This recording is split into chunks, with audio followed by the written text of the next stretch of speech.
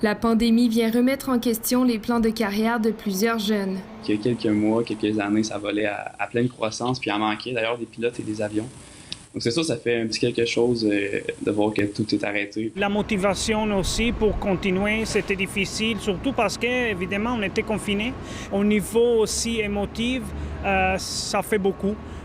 Déjà, un projet de doctorat peut être particulièrement difficile, particulièrement complexe. Mais il n'y a pas que les étudiants qui ont vu leur carrière chamboulée par la crise sanitaire.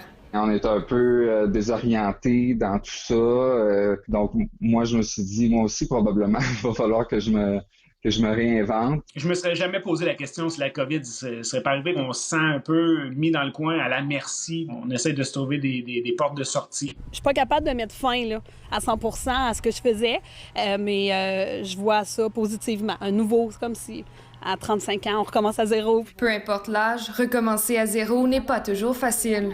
J'adorais mon travail, ça a été une très grosse déchirure, le choix que j'ai eu à faire. Avec tous ces jeunes et moins jeunes qui songent changer de carrière en raison de la pandémie, l'Institut national de la recherche scientifique anticipe déjà une hausse des inscriptions au cycle supérieur. On a vécu une période de plein emploi qui était sans précédent dans l'histoire récente du Québec. Si les perspectives d'emploi sont plus incertaines, il est fort probable que plus d'étudiants vont décider de poursuivre des études de maîtrise.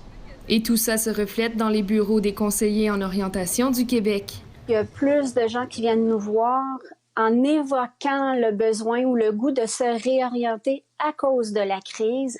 On ne peut pas inventer des emplois qui ne sont pas au rendez-vous en ce moment. Le retour à la normale pourrait être long pour certains types d'emplois, mais les conseillers en orientation croient qu'il sera toujours temps de se réinventer, chacun à sa façon. Ici Alexandre Relais, Radio-Canada, Québec.